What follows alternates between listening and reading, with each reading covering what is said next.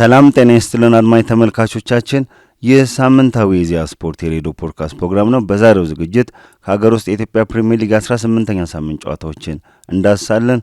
ወደ ውጭ ደግሞ ስናልፍ በሳምንቱ መጨረሻ ቀናት በአውሮፓ ታላላቅ ሊጎች የተደረጉ ጨዋታዎችን የምንቃኝ ይሆናል። ፕሮግራሙን በመምራት እኔ ሙሴ መለሰ አብራችሁ ቆያለሁ። እስከ ፕሮግራም ፍጻሜ መልካም ቆይታ።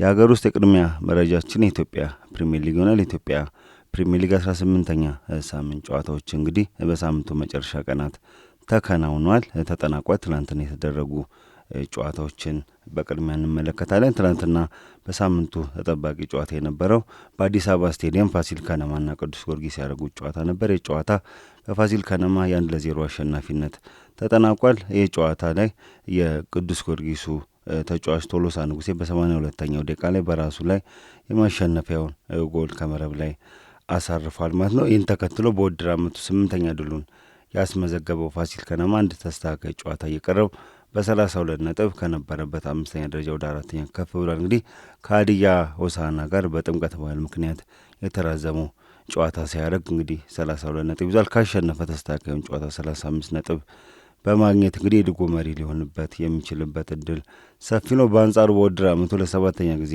የተሸነፈው ቅዱስ ጊዮርጊስ በ23 ነጥብ 8ኛ ደረጃ ላይ ይገኛል። 16 ጊዜ የሊጉ አሸናፊ ቅዱስ ጊዮርጊስ ባለፉት 3 ተከታታይ ጨዋታዎች ላይ ማሸነፍ አልቻለም ማለት ነው። ቅዱስ ጊዮርጊስ እንግዲህ ጥሩ ወቅታዊ ብቃት ላይ ይገኛል። በሌላኛው ጨዋታ ነገሌ አርሲ ኢትዮጵያ ንግድ ባንክን 2-0 አሸንፏል።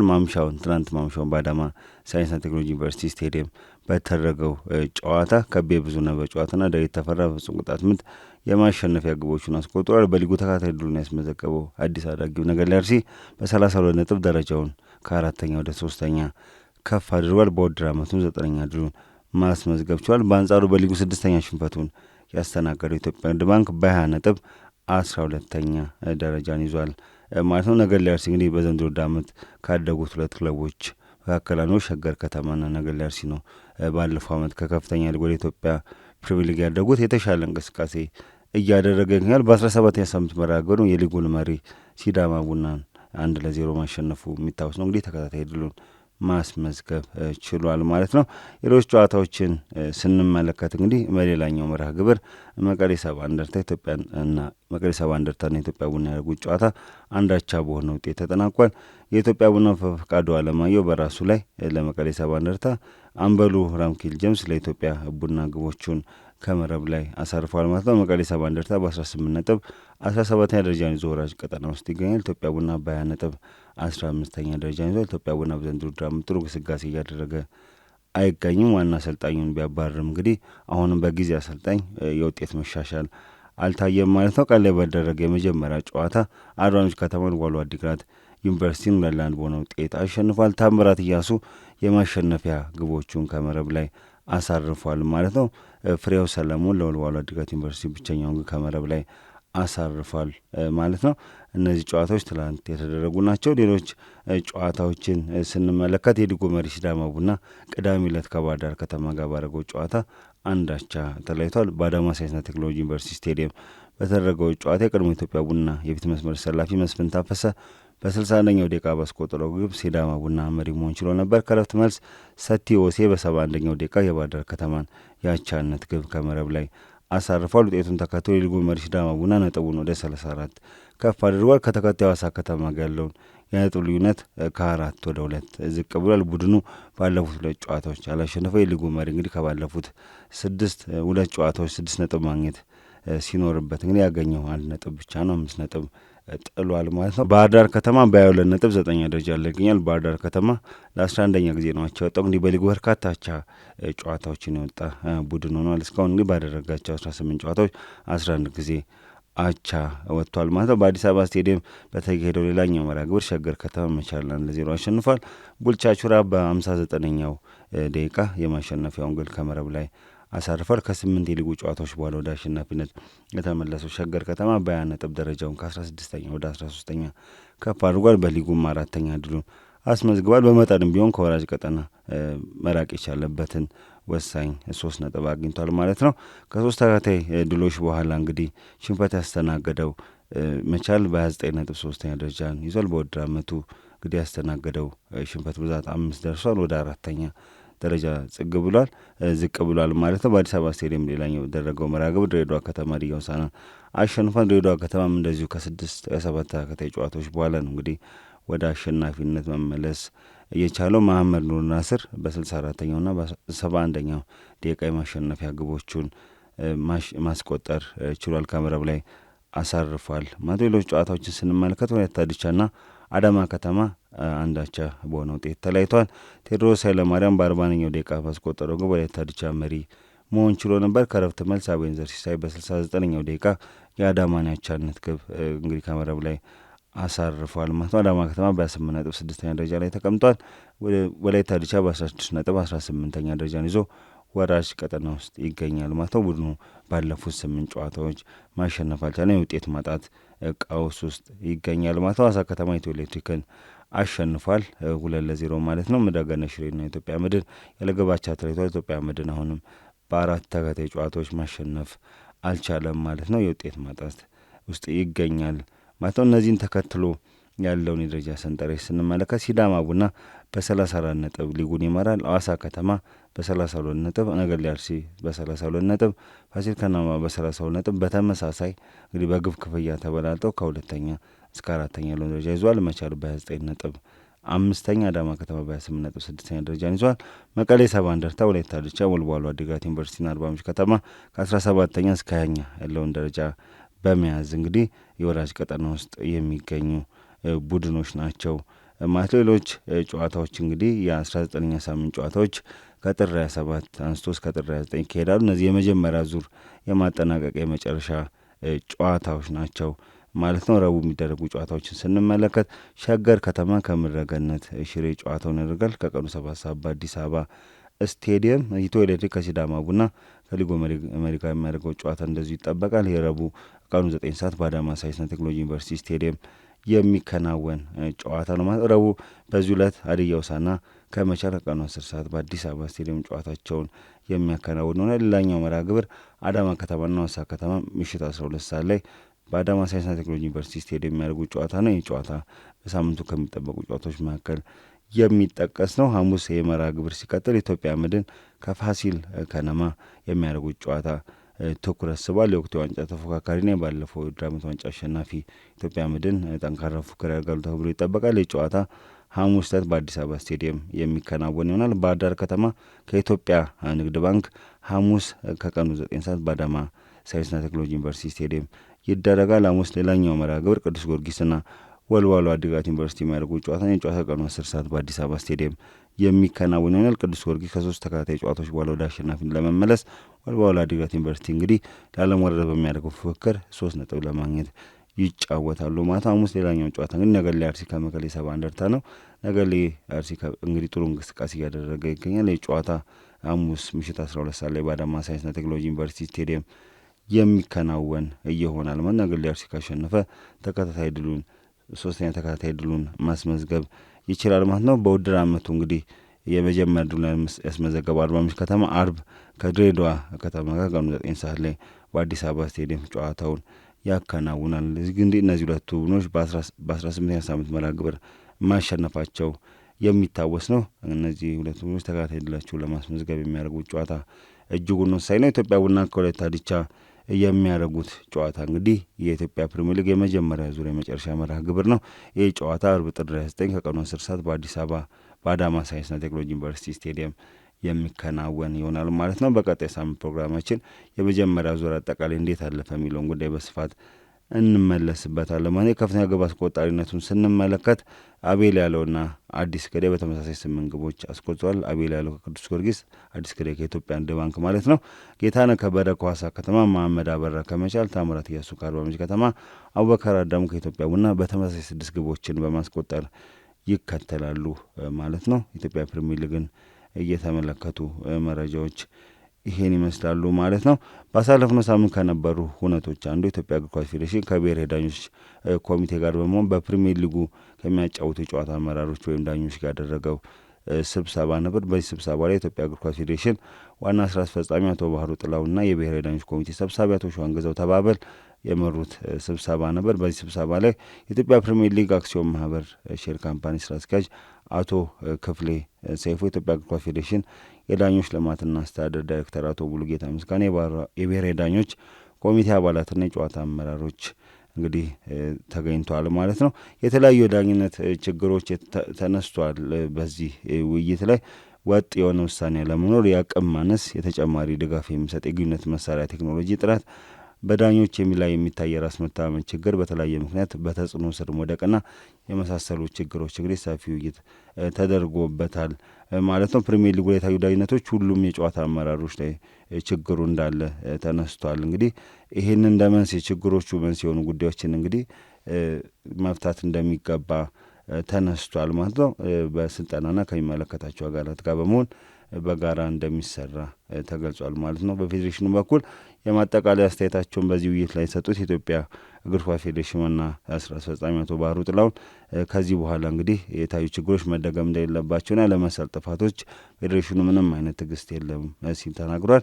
የተግባቦት መሳሪያዎች ግዢ እንደሚፈጸም ገልጸው የኢትዮጵያ እግር ኳስ ፌዴሬሽን ፕሬዚዳንት አቶ ኢሳያስ ጅራ በተሰጡ አቅጣጫ መሰረት የግዢ ሂደት ላይ እንደሚገኝ መሳሪያው ተገልጿል። እንግዲህ ባሳለፍነው ሳምንት በነበረን የኢዜአ ስፖርት የአርብ ፕሮግራማችን ላይ እንዳነሳን የዳኞች ጉዳይ እንግዲህ የጨዋታዎች ውሳኔ ላይ እንግዲህ የራሱ ተጽዕኖ እያሳደረ ይገኛል ማለት ነው። ቡድኖች ውጤት እስከ ማጣት የደረሱባቸው የዳኝነት ውሳኔዎች ነበሩ። እነዚህም ማረም እንደሚገባ እንግዲህ በውይይቱ ላይ በስፋት ተነስቷል ማለት ነው። እንግዲህ የመጀመሪያው ዙር ጨዋታ ረቡዕ ዕለት ይጠናቀቃል። ረቡዕ ዕለት ከሮብ እስከ አርብ ይደረጋል። በእነዚህ ጨዋታዎች ላይ ከተደረገው ውይይት በኋላ መሻሻሎች ይታያሉ አይታዩም የሚለው ጉዳይ እንግዲህ የሚታይ ይሆናል። በሁለተኛው ዙር ዳኞች እንግዲህ አቅማቸውን አስተካክለው አርመው ሊመጡ ይገባል እንላለን ማለት ነው። ሌላኛው የምንመለከተው መረጃ የኢትዮጵያ ሊግ 1 መረጃ ነው። የኢትዮጵያ ሊግ 1 የሁለተኛ ዙር የሚካሄድባቸው ቦታዎች መታወቃቸውን ፌዴሬሽኑ ይፋ አድርጓል። በዚህ መሰረት የኢትዮጵያ ሊግ 1 የሁለተኛ ዙር ውድድር የካቲት 14 ይጀመራል። የምደባ ጨዋታዎች በቢሾፍቱ ከተማ ሲደረጉ የምድብ ለ ጨዋታዎች በአዳማ እንደሚደረጉ የውድድሩ ዳይሬክቶሬት ይፋ አድርጓል ማለት ነው።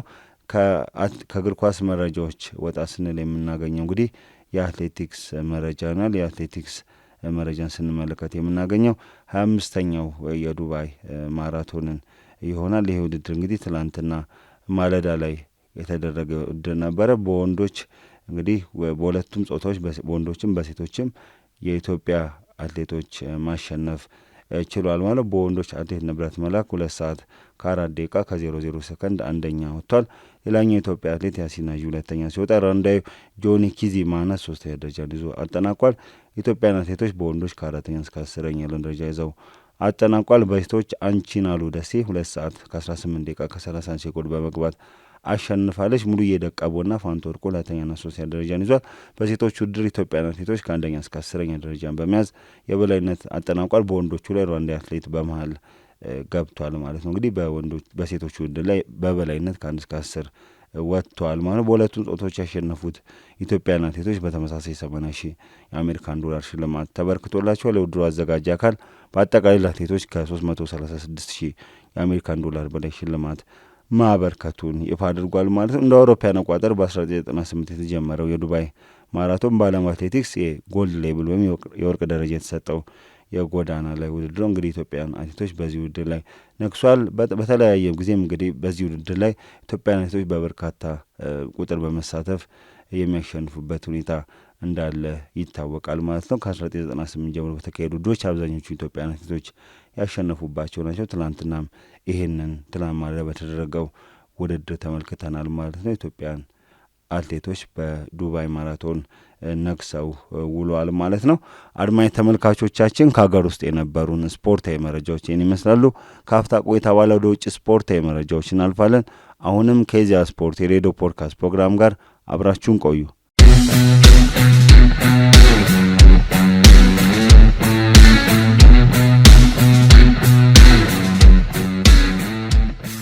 ተመልሰናል። አድማጭ ተመልካቾቻችን ከውጭ የምንመለከተው የርዕሰ ጉዳይ እንግዲህ በሳምንቱ መጨረሻ ቀናት በአውሮፓ ሊጎች የተደረጉ ጨዋታዎችን ይሆናል። ቅድሚያ የምናገኘው የእንግሊዝ ፕሪሚየር ሊግ ነው። የእንግሊዝ ፕሪሚየር ሊግ የ24ኛ ሳምንት ጨዋታዎች እንግዲህ እየተከናወኑ ይገኛል። ዛሬ ሰንደርላንድና በርንሊ በሚያደርጉት ጨዋታ ይጠናቃል። ትናንትና ወሳኝ የሊጉ ጨዋታዎች ተከናውኗል። በቶተንሃም ስፐርስ ስቴዲየም ትናንት ማምሻውን በደረገው ጨዋታ ቶተንሃም ስፐርስና ማንቸስተር ሲቲ ሁለታቻ ተለያይቶ ማምሻውን በቶተንሃም ስፐርስ ስቴዲየም በተደረገው ጨዋታ ሪያን ቸርኪ በ11ኛው ደቂቃና አንቷን ሴሜኞ በ44ኛው ደቂቃ ባስቆጠሯቸው ግቦች ማንቸስተር ሲቲ 2-0 መምራቸው ነበር። ይሁንና ከረፍት መልስ ዶሚኒክ ሶላንኬ በ53ኛውና በ71ኛው ደቂቃ ከረብ ላይ ያሳረፏቸው ግቦች ቶተንሃምን አቻ አድርጓል። በመጀመሪያው አጋማሽ ማንቸስተር ሲቲ የተሻለ ነበር። በሁለተኛው አጋማሽ ቶተንሃም ሆትስፐር የተሻለ እንቅስቃሴ ማድረግ ችሏል ማለት ነው። 2-0 መሪነቱን ማስጠበቅ ያልቻለው ማንቸስተር ሲቲ በ47 ነጥብ ሁለተኛ ደረጃን ይዟል። በዋንጫ ፉክክሩ ወሳኝ 3 ነጥብ ጥሏል ማለት ነው። ከጨዋታው በኋላ ፔፕ ጋርዲዮላ አሁንም ተስፋ አንቆርጥም፣ ልዩነቱ በ6 ነጥብ ቢሆን 14 ጨዋታ እየቀረ ዋንጫ ፉክክር ውጭ ነን ማለት አንችልም ሲሉ አስተያየታቸውን ሰጥተዋል። ቡድናቸው በመጀመሪያው አጋማሽ ጥሩ እንደነበር ነው፣ ሁለተኛው አጋማሽ ጥሩ እንዳልነበር አንስተዋል። ውጤቱን ማስጠበቅ የሚችልበትን እድል አልተጠቀመም ማንቸስተር ሲቲ። እነ ሮድሪም እና አንቷን ሴሜኒዮ እንግዲህ ከዚህ በኋላ አርሰናል ነጥብ ሊጥል ይችላል፣ እኛም ራሳችንን ማሻሻል አለብን፣ ገና የዋንጫ ፉክክሩ አላበቃም አላከተምም ሲል አስተያየቱን ሰጥቷል ማለት ነው። ማንቸስተር ሲቲ ከሊጉ መሪ አርሰናል ጋር ያለው የነጥብ ልዩነት ከ4 ወደ 6 ከፍ ብሏል። ማንቸስተር ሲቲ 47 ነጥብ አለው፣ ሁለተኛ ደረጃ ላይ ይገኛል። አርሰናል እንግዲህ ቅዳሜ ዕለት ሊድስ ዩናይትድ 4-0 ማሸነፉ የሚታወስ ነው። 53 ነጥብ ይዞ የሊጉ አናት ላይ ተቀምጧል። በእነዚህ ሁለት ቡድኖች መካከል እንግዲህ 6 ነጥብ ልዩነት ተፈጥሯል ማለት ነው። ቶተንሃም ስፐርስ በ26 ነጥብ በ29 ነጥብ 14ኛ ደረጃን ይዟል። ቡድኑ እንግዲህ የትናንቱን ጨዋታ ጨምሮ ባለፉት 6 የሊግ ጨዋታዎች ማሸነፍ አልቻለም። የውጤት ማጣት ቀውስ ውስጥ ይገኛል ማለት ነው። ሌላኛው ጨዋታ እንግዲህ ማንቸስተር ዩናይትድና ፉልሃም ያደረጉት ጨዋታ ነው። ይህ ጨዋታ እንግዲህ በማንቸስተር ዩናይትድ 3-2 አሸናፊነት ተጠናቋል ማለት ነው። በዚህ ጨዋታ ላይ እንግዲህ ማንቸስተር ዩናይትድ 2-0 እየመራ እንግዲህ ሁለት አቻ ሆኖ ነበር። ቤንጃሚን ሼሽኮ በ94ኛው ደቂቃ ላይ ያስቆጠረው ግብ ማንቸስተር ዩናይትድን አሸናፊ አድርጓል ማለት ነው። በዚህ ጨዋታ ላይ ካሲሚሮና ማቲያስ ኩኛ ግቦችን ማስቆጠር ችሏል። ማንቸስተር ዩናይትድ እንግዲህ በሩበን አሞሪም ጊዜ የነበረው አይነት ከእንደዚህ አይነት ቡድኖች ጋር ውጤት የማስጠበቁ ጉዳይ ነጥብ ይዞ የመጡት ጉዳይ ጥያቄ ውስጥ ገብቶ ነበረ። ይሁንና ቤንጃሚን ሴስኮ ቡድኑን ካቻነት የታደገ ግብ ከብረው ላይ ያሳርፋል። ይህን ተከትሎ ማንቸስተር ዩናይትድ በ40 ነጥብ ደረጃውን መልሶ ወደ 4ኛ ከፍ አድርጓል ማለት ነው። ሌሎች ጨዋታዎችን ስንመለከት ብሬንፎርድ አስቶን ቪላን 1-0 ውጤት አሸንፏል። ዳንጎታራ በ45ኛው ደቂቃ አሸንፏል። እንግዲህ በዚህ ጨዋታ ላይ እንግዲህ አስቶን ቪላ መሸነፉን ተከትሎ በዋንጫ ፉክክሩ ላይ ወሳኝ 3 ነጥብ ጥሏል ማለት። ሌላኛው ጨዋታ የነበረው ኖቲንጋም ፎረስትና ክሪስታል ፓላስ ያደረጉት ጨዋታ ነው። የጨዋታ አንዳቻ በሆነ ውጤት ተጠናቋል። ቅዳሜ ዕለት አርሰናል ወደ ኤላንድ ሮድ በማምራት ሊድስ ዩናይትድ 4-0 አሸንፏል። ማርቲን ዙቢሜንዲ፣ ኖኒ ማዱዌኬ፣ ቪክቶሪዮ ኮሬሽና ጋብሪኤል ጄሱስ የማሸነፊያ ግቦችን አስቆጥሯል። ከ3 ተከታታይ ጨዋታዎች በኋላ ወደ አሸናፊነት ተመልሷል። አርሰናል እንግዲህ ምላሽ ሰጥቷል። በቅዳሜ ዕለት በነበረው ጨዋታ ጠንካራ እንቅስቃሴ አድርጓል። ግቡን አንድ ግብ ያስቆጠረውና ለ2 ግቦች መቆጠር ምክንያት የሆነው ኖኒ ማዱዌኬ ጨዋታ ኮከብ ሆኖ ተመርጧል ማለት ነው። አርሰናል የነጥብ ልዩነቱን ከማንቸስተር ሲቲ ጋር ከፍ ማድረግ ችሏል ማለት ነው። ሌሎች ጨዋታዎችን ስንመለከት የምናገኛቸው ጨዋታዎች አሉ። ሊቨርፑል ኒውካስትል ዩናይትድን 4-1 በሆነ ውጤት አሸንፏል። እንደ አውሮፓውያን አቆጣጠር በ2026 የመጀመሪያ ድሉን አስመዝግቧል። ዲሴምበር 27 2025 እንግዲህ አንፊልድ ሮድ ላይ ወልቭስን 2-1 ካሸነፈ በኋላ ሊቨርፑል በ5 ተከታታይ ሊጉ ጨዋታዎች ማሸነፍ አልቻለ ነበር። ቅዳሜ እንግዲህ ማምሻውን በተደረገው ጨዋታ ላይ 4-1 በሆነ ውጤት አሸንፏል። ኡጎ ኤኪቲኬ 2 ግቦችን፣ ፍሎሪያን ዊትስ 1 ግብ አስቆጥሯል። ኢብራሂማ ኮናቴ ቀሪዋን ግብ አስቆጥሯል። በዚህ ጨዋታ ላይ እንግዲህ አንቶኒ ጎርደን በመጀመሪያው አጋማሽ መጀመሪያ ላይ ባስቆጠረው ግብ ኒውካስትል ዩናይትድ መሪ መሆን ቢችልም ውጤቱን ማስጠበቅ አልቻለም። እንግዲህ በቅርብ ጊዜ አባቱን ያጣው ኢብራሂማ ኮናቴ በጨዋታው ላይ ግቡን ካስቆጠረ በኋላ በእንባ ስሜቱን የገለጸበት መንገድ የብዙዎችን ትኩረት ስቧል። ኡጎ ኤኪቲኬ በውድድር ዓመቱ በሊጉ ያስቆጠራቸውን ብዛት ወደ 10 ከፍ ማለት ችሏል ማለት ነው። ይሄ ለሊቨርፑል ወሳኝ ውጤት ነው። እንግዲህ ፌብሩዋሪ አጋማሽ ድረስ ውጤት ካላሻሻሉ አርነ ስሎት እንደሚሰናበቱ ባሳለፍነው ሳምንት የወጡ መረጃዎች አመልክቷል ማለት ነው። ቼልሲ ከ2-0 መመራት ተነስቶ 3-2 በሆነ ውጤት ዌስትሃም ዩናይትድን ቅዳሜ ዕለት ማሸነፍ ችሏል። ብራይተን ከኤቨርተን 1-1 ተለያይቷል። ወራጅ ቀጠና የሚገኘው ወልቭስ በቦርንሞዝ 2-0 አሸንፏል። እንግዲህ ከወራጅ ቀጠና ለመውጣት በሚያደርገው ፉክክር አሁንም እንግዲህ ሽንፈት አስተናግዷል ማለት ነው። ተከትሎ ያለውን የደረጃ ሰንጠረዥ ስንመለከት አርሰናል በ53 ነጥብ ሊጉን እየመራ ይገኛል። ማንቸስተር ሲቲ በ47 ነጥብ ሁለተኛ ደረጃ ላይ ይገኛል። አስቶን ቪላ በ46 ነጥብ ሶስተኛ፣ ማንቸስተር ዩናይትድ በ41 ነጥብ አራተኛ ደረጃ ይዟል። እንግዲህ ማንቸስተር ዩናይትድ ከማንቸስተር ሲቲ ጋር በ47 ነጥብ ካለው ማንቸስተር ሲቲ ጋር በ6 ነጥብ ልዩነት አለው። ከአስቶን ቪላ ጋር በ5 አለው። ምናልባት ተከታታይ እነዚህ ቡድኖች ነጥብ የሚጥሉ ከሆነ ማንቸስተር ዩናይትድ በጀመረው ብቃቱ በጥሩ ብቃቱ ከቀጠለ ሁለተኛ ደረጃ ይዞ ሊያጠናቅበት የሚችልበትም እድል ሊኖረው ይችላል። ቼልሲ በ40 ነጥብ አምስተኛ ነው። ሊቨርፑል በ39 ነጥብ ስድስተኛ ደረጃ ላይ ይገኛሉ። እንግዲህ በአውሮፓ መድረክ ለመሳተፍ የሚደረገው ፉክክር እንግዲህ ከወዲሁ ተጠባቂ ሆኗል ማለት ነው። ሌላ የምንመለከተው የስፔን ላሊጋ ጨዋታዎችን ይሆናል። የስፔን ላሊጋ ጨዋታዎችም እንዲህ በሳምንቱ መጨረሻ ቀን ተደርጓል። የሁለተኛ ሳምንት ጨዋታዎች ማለት ነው። የሊጉ መሪ ባርሴሎና ቀዳሚ ዕለት ከሜዳ ውጭ ኤልቼን 3-1 አሸንፏል። ላሚን ያማል፣ ፌራን ቶሬስ፣ ማርኮስ ራሽፎርድ የማሸነፊያ ግቦቹን አስቆጥሯል። ሮድሪጌዝ ለኤልቼ ብቸኛውን ግብ ከመረብ ላይ አሳርፏል። እንግዲህ ውጤቱን ተከትሎ ባርሴሎና የሊጉን መሪነት አጠናክሯል። ትላንትና በተደረገ ሌላኛው ጨዋታ ሪያል ማድሪድ ራዮ ቫዮካኖን 2-1 በሆነ ውጤት አሸንፏል። ቪኒሲየስ ጁኒየር እና ኪሊያን ምባፔ ግቦቹን አስቆጥሯል። እንደ ፉርቷ ለራዮ ቫዮካኖ ግቧን ማስቆጠር ችሏል። በዚህ ጨዋታ ላይ እንግዲህ ኪሊያን ምባፔ ማሸነፊያን ግብ አስቆጠረው 90 ደቂቃ ተጠናቆ ጭማሪ 10 ደቂቃ ላይ ነው እንግዲህ ግቧን ያስቆጠረው ማለት ነው። 100ኛው ደቂቃ ላይ የተቆጠረ ግብ ነው። በዚህ ጨዋታ ላይ ከራዮ ቫዮካኖ በኩል ሁለት ተጫዋቾች ከመደበኛው 90 ደቂቃ ጭማሪ በኋላ በቀይ ካርድ ተሰናብቷል ማለት ነው። በዚህ ጨዋታ ላይ ድንቅ ብቃቱን ያሳየው ፌዴሪኮ ቫልቬርዴ የጨዋታው ኮከብ ተጫዋች ሆኖ ተመርጧል ማለት ነው። ሌላኛው የምንመለከተው ጨዋታ ሊቫንቴና አትሌቲኮ ማድሪድ ያደረጉት ጨዋታ ነው። በዚህ ጨዋታ እንግዲህ ይሄ ጨዋታ ያለ ግባቸው ውጤት ተጠናቋል። ኦሳሱና ቪያሪያል ጋር 2-2 ተለያይተዋል። ሪያል ቤቲስ ጂሮናን 1-0 በሆነ ውጤት ማሸነፍ ችሏል። ሪያል ቤቲስ ቫሌንሺያን 2-1 ሲረታ፣ ጌታፌ ከሴልታ ቪጎ ያደረጉት ጨዋታ ያለምንም ግባቸው ውጤት ተጠናቋል። ውጤቱን ተከትሎ ያለው የደረጃ ሰንጠረዥ ስንመለከት ባርሴሎና በ55 ነጥብ ሊጉን እየመራ ነው። ሪያል ማድሪድ በ54 ነጥብ ይከተላል። አትሌቲኮ ማድሪድ በ45 ነጥብ 3 ደረጃ ላይ ይገኛል። ቪያሪያል በ42 ነጥብ 4 ደረጃ ላይ ይገኛል። የአትሌቲኮ ማድሪዱ አሰልጣኝ ዲያጎ ሲሞኔ እንግዲህ በሳምንቱ መጨረሻ በወጡ መረጃዎች አመቱ መጨረሻ ላይ ከክለቡ ጋር እንደሚለያዩ ተገልጿል። እንግዲህ ከ11 ዓመት በላይ በክለቡ የቆዩት ዲያጎ ሲሞኔ ከክለቡ ጋር ለመለየት መወሰናቸው እንግዲህ ተነግሯል። በይፋም ሰሞኑን ይህን የመልቀቃቸውን ጉዳይ እንደሚያሳውቁ እንግዲህ የተለያዩ መገናኛ ብዙኃን መረጃዎች ያመለክታሉ ማለት ነው። ሌላኛው የምንመለከተው የጣሊያን ሴሪያ መርሃ ግብሮችን ይሆናል። የጣሊያን ሴሪያ 3ኛ ሳምንት መርሃ ግብሮችን ውጤቶች እንመለከታለን። ቅድሚያ የምናገኘው ኢንተር ሚላን ነው። የሊጉ መሪ ኢንተር ሚላን ከሜዳ ውጭ ክሬሞኔሴን 2-0 አሸንፏል።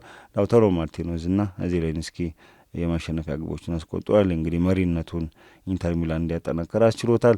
የወቅቱ የሊጉ አሸናፊ ናፖሊ ፊዮረንቲና 2-1 በሆነ ውጤት ማሸነፍ ችሏል ማለት። ጁቬንቱስም ፓርማን አሸንፏል። ኮሞ ከአትላንታ ያደረጉት ጨዋታ ያለግባቸው ውጤት ተጠናቋል። ቶሪኖ ሊቼን 1-0 በሆነ ውጤት ማሸነፍ ችሏል ማለት ነው። እነዚህ ናቸው እንግዲህ በጣሊያን ሴሪያ የተደረጉ ዋና ዋና ጨዋታዎች ማለት ነው። እነዚህን ተከትሎ ያሉ የደረጃ ሰንጠረዥ ስንመለከት ኢንተር ሚላን በ55 ነጥብ ሊጉን እየመራ ይገኛል ማለት ነው። ኤሲ ሚላን በ47 ነጥብ ሁለተኛ ደረጃ ላይ ይገኛል በ8 ነጥብ ልዩነት። እንግዲህ የእነዚህ ሚላን ክለቦች እንግዲህ አንደኛና ሁለተኛ ደረጃ ላይ ይገኛሉ። ናፖሊ በ46 ነጥብ እንግዲህ ከሊጉ መሪ ኢንተር ሚላን በ9 ነጥብ ርቋል ማለት ነው። ባለፈው ዓመት አንገት ለአንገት ተናንቀው እስከ 38ኛ ሳምንት እንግዲህ ናፖሊ ዋንጫውን ማንሳቱ ይታወሳል። በ38ኛው ሳምንት ከአሁኑ እንግዲህ በ23ኛ ሳምንት ላይ በ9 ነጥብ መራቁ እንግዲህ ናፖሊ የዋንጫ ክብሩን የማስጠበቁ ጉዳይ ጥያቄ ውስጥ እንዲገባ አድርጎታል። ጁቬንቱስ በ45 ነጥብ 4 ደረጃ ላይ ይገኛል። ሮማ በ43 ነጥብ እንግዲህ 5 ደረጃ ላይ ይገኛል። ዛሬ ከዩዲንዜ ጋር ምሽት 4:45 ላይ ማምሻውን ጨዋታውን የሚያከናውነዋል። ካሸነፈ እንግዲህ ደረጃውን ወደ 3ኛ ከፍ የማድረግ እድል ያገኛል ማለት ነው። የጣሊያን ሴሪያ ጨዋታዎች ይህን ይመስላል። ሌላኛው የምንመለከተው የጀርመን ቡንደስሊጋ ነው። የጀርመን ቡንደስሊጋ ጨዋታዎች እንግዲህ 20ኛ ሳምንት ጨዋታዎች በሳምንቱ መጨረሻ ቀናት ተደርጓል። ሌላኛው መርሃ ግብር ስንመለከት ሃምቡርግ ከባየር ሙኒክ ባደረጉት ጨዋታ ሃምቡርግና ባየር ሙኒክ 2-2 ተለያይተዋል። ሃሪኬንና ሉዊስ ዲያዝ ለባየር ሙኒክ፣ ቪዬራና ቡክሶቪች ለሃምቡርግ ግቦቹን አስቆጥሯል። እንግዲህ በተካታይ ጨዋታዎች ነጥብ ጥሏል። በ19ኛው ሳምንትም በኦግስበርግ በሜዳው የሆላንድ ሽንፈት አስተናገዱን ተከትሎ በሊጉ የመጀመሪያ ሽንፈት አስተናግዶ ነበረ ባየር ሙኒክ። እንግዲህ አሁን ተከታታይ ነጥብ ጥሏል ማለት ነው። ሌላኛው እንግዲህ ቦሩሲያ ዶርትሙንድ ትናንት ከኤደንሃይም ጋር ያደረገው ጨዋታ ነበር። በዚህ ጨዋታ ዶርትሙንድ 3-2 በሆነ ውጤት አሸንፏል። ሴሪሁ ጉራይሲ 2 ግቦችን ሲያስቆጥር አንቶን ሌላኛውን ግብ አስቆጥሯል። ኒሁዌስ ለኤደንሃይም 2ቱን ግቦች ከመረብ ላይ አሳርፏል ማለት ነው። ባየር ሌቨርኩሰን ኢንትራክት ፍራንክፈርትን 3-1 አሸንፏል። ፍራንክፈርት በውጤት ማጣት ቀውስ ውስጥ የሚገኝ ቡድን ነው። ባየር ሌቨርኩሰን እንግዲህ በአውሮፓ መድረክ ለመሳተፍ በሚያደርገው ፉክክር ወሳኝ 3 ነጥብ ማግኘት ችሏል ማለት ነው። ሆፈንሃይም ዩኒየን በርሊንን 3-1 በሆነ ውጤት አሸንፏል። አውግስበርግ ሴንት ፓውሊን 2-1 አሸንፏል። አርቢ ላይፕዚግ በሜንዝ ባልተጠበቀ ሁኔታ በሜዳው የ2-1 ሽንፈት አስተናግዷል። ወደር ብሬመንና ቦሩሲያ ሞንቸንግላድባች በአንዳቻ በሆነ ውጤት ተለያይተዋል ማለት ነው። እነዚህን ይመስላሉ እንግዲህ የቡንደስሊጋ ሳምንት ጨዋታ ውጤቶች። ባየር ሙኒክ እንግዲህ ደረጃ ሰንጠረዡን በ50 ነጥብ ይመራል። ቦሩሲያ ዶርትሙንድ በ45 ነጥብ ሁለተኛ ደረጃ ላይ ይገኛል። እነዚህ ሁለቱ ቡድኖች እንግዲህ የነጥብ ልዩነት ወደ 6 ዝቅ ብሏል። በዋንጫ ፉክክሩ ላይ ጥሩ ተስፋ የሚሰጥ ነው ማለት ነው ለዶርትሙንድ። ሆፈንሃይም በ42 ነጥብ ሶስተኛ፣ ስቱትጋርት በ39 ነጥብ አራተኛ ደረጃን ይዟል። ላይፕዚግ በ36 ነጥብ አምስተኛ፣ ባየር ሌቨርኩሰን በ35 ነጥብ ስድስተኛ ደረጃን ይዟል ማለት ነው። እነዚህ ይመስላሉ ጨዋታዎቹ። ሌላ የምንመለከተው እስከ መጨረሻ የምንመለከተው የፈረንሳይ ሊጋን ይሆናል። የፈረንሳይ ሊጓን የ20ኛ ሳምንት ጨዋታዎች እንደዚሁ ተከናውኗል። የሊጉ መሪ የፒኤስጂ እንግዲህ ድል ቀንቶታል። ትናንትና በስትራስቡርግ ቢፈተንም 2-1 በሆነ ውጤት አሸንፏል። ሴኒ ማዮሉና ኑኖ ሜንዴዝ ግቦቹን አስቆጥሯል። በተለይም ኑኖ ሜንዴዝ 81ኛው ደቂቃ ላይ ያስቆጠረው ግብ እንግዲህ ፒኤስጂን ወሳኝ 3 ነጥብ እንዲያገኝ አስችሎታል። ዱዌ በ27ኛው ደቂቃ ለስትራስቡርግ ብቸኛውን ግብ ከመረብ ላይ ያሳርፏል። ሞሮካዊ የቀይ መስመር ተመላላሽ አሽራፍ ሀኪሚ በዚህ ጨዋታ ላይ በ74ኛው ደቂቃ በቀይ ካርድ ከሜዳ ተሰናብቷል ማለት ነው። በዚህ ጨዋታ ላይ ዮዋኪን ፓንቼሊ የስትራስቡርግ ያገኘውን ፍጹም ቅጣት በ21ኛው ደቂቃ መጠቀም ሳይችል ቀርቷል። ይሄ እንግዲህ ምናልባት ስትራስቡርግ ነጥብ ይዞ ሊወጣበት የሚችልበት መልካም አጋጣሚ ነበር። ያን እድል እንግዲህ እንዳይጠቀም አድርጎታል ማለት ነው። ሌላኛው እንግዲህ የሊጉ የዘንድሮ አስደናቂ ቡድን ሌንስ ነው። እንግዲህ ዓርብ ዕለት ባደረገው ጨዋታ ሊሃቭሬን 1-0 አሸንፏል። አጊላር በመጀመሪያው አጋማሽ ማብቂያ ላይ ማስቆጠረው ግብ ሌንስ አሸንፏል። እንግዲህ ፒኤስጂ እግር በእግር በዘንድሮ የፈረንሳይ ሊግ ዋን ውድድር እየተከተለ ይገኛል። የሌንሱ ሮቢን ሪሰር በዚህ ጨዋታ የጨዋታ ኮከብ ሆኖ ተመርጧል ማለት ነው። እነዚህ ሁለቱ በሊጉ አንደኛ ደረጃ ላይ እና ሁለተኛ ደረጃ ላይ የሚገኙት ቡድኖች ማሸነፍ ችለዋል ማለት ነው። በፈረንሳይ ሊጓን የ20ኛ ሳምንት ጨዋታ ሌሎች ውጤቶች ስንመለከት ሊዮን ሊልን 1-0 አሸንፏል። አንጀርስ ሜትስን በተመሳሳይ 1-0 አሸንፏል። ኒስና ብረስት ያደረጉት ጨዋታ 2-2 በሆነ ውጤት ተጠናቋል። ቱሉዝ ከኦግዜር ያደረጉት ጨዋታ ለግብ ባቻ ውጤት ተጠናቋል ማለት ነው። ሞናኮ ቅዳሜ ዕለት ሬንስን 4-0 በሆነ ውጤት ማሸነፍ ችሏል ማለት ሎሪዮን እንትን 2-1 ሲያሸንፍ ፓሪስ ኤፍሲና ማርሴይ ያደረጉት ጨዋታ 2-2 በሆነ ውጤት ተጠናቋል ማለት ነው። እነዚህን ጨዋታዎች ተከትሎ እንግዲህ ያለውን የደረጃ ሰንጠረዥ ነው እንግዲህ በቀጣይ የምንመለከተው ማለት ነው። የፈረንሳይ ሊጓን የደረጃ ሰንጠረዥን ስንመለከት ፒኤስጂ በሊጉን እየመራ ይገኛል በ48 ነጥብ። ሌንስ በ46 ነጥብ ይከተላል። ማርሴይ በ39 ነጥብ ሶስተኛ፣ ሊዮን በ39 ነጥብ በግብ ክፍያ ተበልጦ አራተኛ ደረጃ ላይ ይገኛል። ሊል በ32 ነጥብ አምስተኛ፣ ስትራስቡርግ በ31 ነጥብ ስድስተኛ፣ ሬንስን በተመሳሳይ 31 ነጥብ በግብ ክፍያ ተበልጦ ሰባተኛ ደረጃ ላይ ይገኛል። ቱሉዝ በ30 ነጥብ ስምንተኛ ደረጃ ላይ ይገኛል። የፈረንሳይ ሊጓን ጨዋታዎች ውጤቶች ይህን ይመስላሉ። እንግዲህ በአውሮፓ ሊጎች የነበሩ ጨዋታዎች ውጤቶች ይህን ይመስላሉ ማለት ነው። አድማጭ ተመልካቾቻችን የዛሬው የኢዜአ ስፖርት የሬዲዮ ፖድካስት ፕሮግራም ይህን ይመስል ነበረ። ሳምንት በሌላ ርዕሰ ጉዳይ እስከምንገናኝ እስከ ሳምንት ቸርን ሰንብት።